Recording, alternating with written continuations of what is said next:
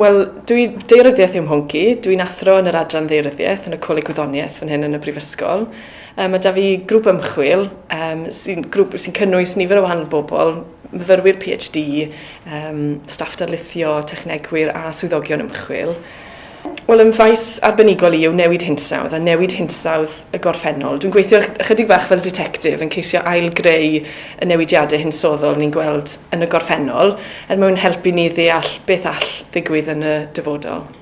Wel, mae'r newidiadau sydyn yma, ni'n gwybod bod nhw wedi effeithio ar ardaloedd eang iawn o hemisffer y gogledd, ond beth ni ddim yn deall yw beth sy'n ei gyrru nhw. A y rheswm bod ni ddim yn deall beth sy'n gyrru nhw yw achos bod ni'n cael problemau yn ceisio dyddio'r newidiadau yma. Mae rhaid ni wybod pryd maen nhw wedi digwydd a sut maen nhw wedi effeithio ar wahanol ardaloedd.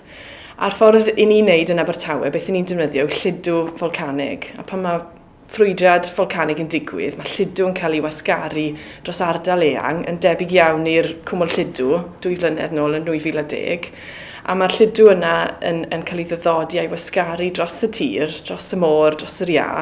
A mae'n cael ei gloi o fewn yn ffurfio heinen bendant iawn yn dyddodion gwahanol, mewn cofnodion hinsoddol gwahanol. Os ni'n gallu dod o hyd i'r reina, mae'n ffordd i ni gysylltu'r gwahanol gofnodion a edrych i weld wedyn sut mae'r newidiadau hinsoddol yma wedi digwydd a pa mor gyflym a beth yw'r patrwm. Mae'r newidiadau sydyn a chyflym yma wedi digwydd yn y gorffennol a mae yna dystiolaeth yn dangos bod y tymheredd wedi neidio rwy 8 i 16 gradd Celsius o fewn degawdau, felly o fewn bywyd dynol. Felly mae'n bwysig bod ni'n deall beth sydd wedi gyrru'r newidiadau yma, beth yw'r sbardun, mwyn deall all y newidiadau sydyn yma ddigwydd yn y dyfodol.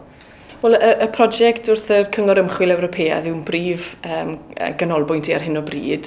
Mae hwnna'n brosiect 5 mlynedd sydd wedi galluogi fi adeiladu grŵp ymchwil a ni'n gobeithio ateb cwestiynau mawr iawn am y newidiadau hinsoddol yma a gobeithio ateb beth sy'n gyrru nhw, beth yw'r sbardun.